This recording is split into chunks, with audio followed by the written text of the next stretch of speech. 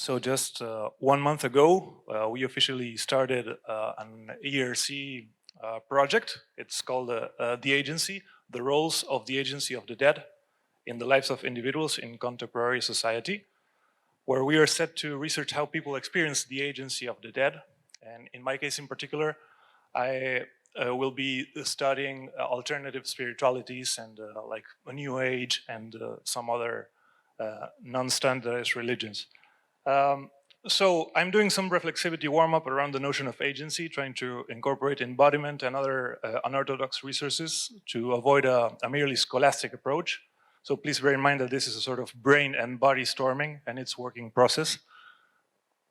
Reflexivity, it's kind of a Socratic task in a way, and philosophy is still a sort of lingua franca, so I'm using it to navigate through disciplines. And on the other hand, as Whitehead pointed out, much of Western thought consists of footnotes to Plato, so I'm going back to some of the sources.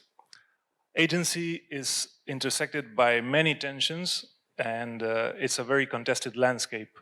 I am trying to curate some basic assumptions and biases around agency in the domains of ontology, metaphysics, and epistemology mainly. Well, those are some of the related keywords.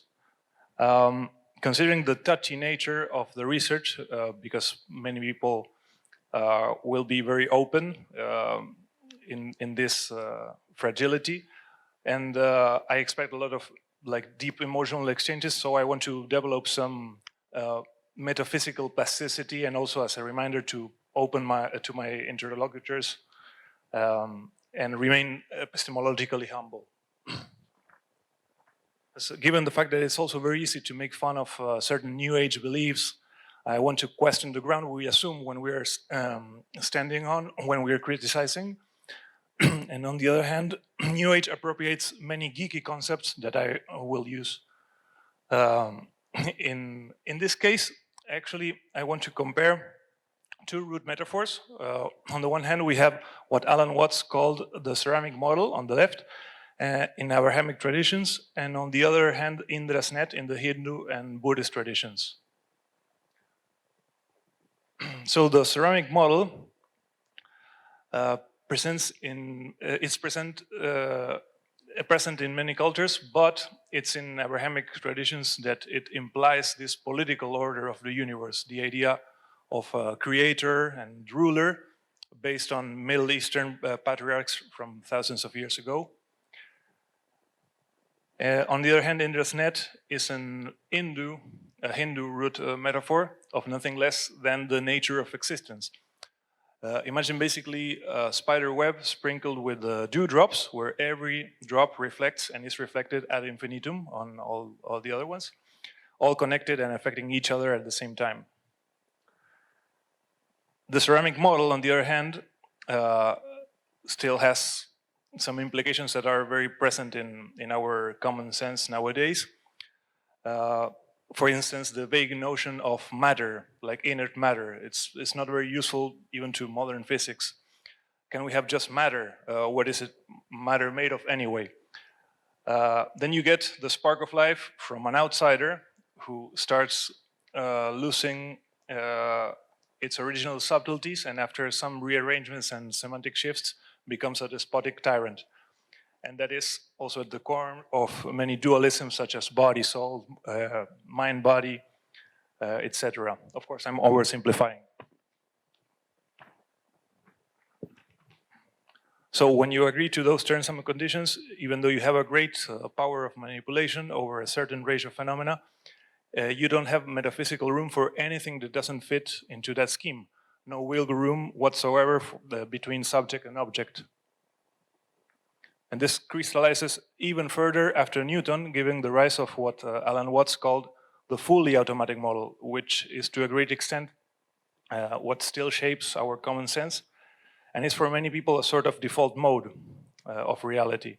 Of course, it has been challenged from all angles, but it's really sticky, and it's still around us, it's still among us. Now, moving forward to the early 1900s, lots of things started to change in most of disciplines. And even though there was a fertile ground for cross-pollination, many disciplines got tired of catching up with physics and maths. So despite some flirting here and there, each went their own way, and this crossover was not so fertile after all. Some findings were so radical that they shook more than one physicist's or one mathematician's foundations. A few of them, like Whitehead, were open enough to explore the metaphysical and cosmological implications of relativity and quantum physics. But of course, it also inspired a lot of cranky theories.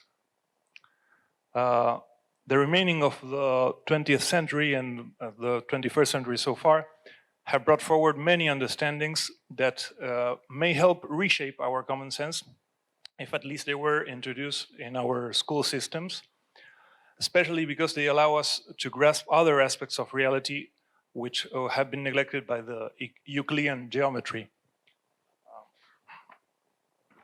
Even within deterministic models like chaos theory, there are still some things that are very distorted in our sense of causality and agency, as we will see in the next comic strip.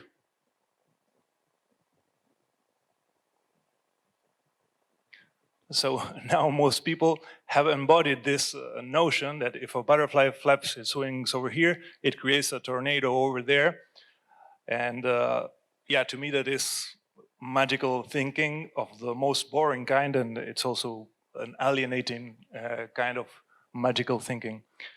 So flirting with quantum physics can easily get you in trouble.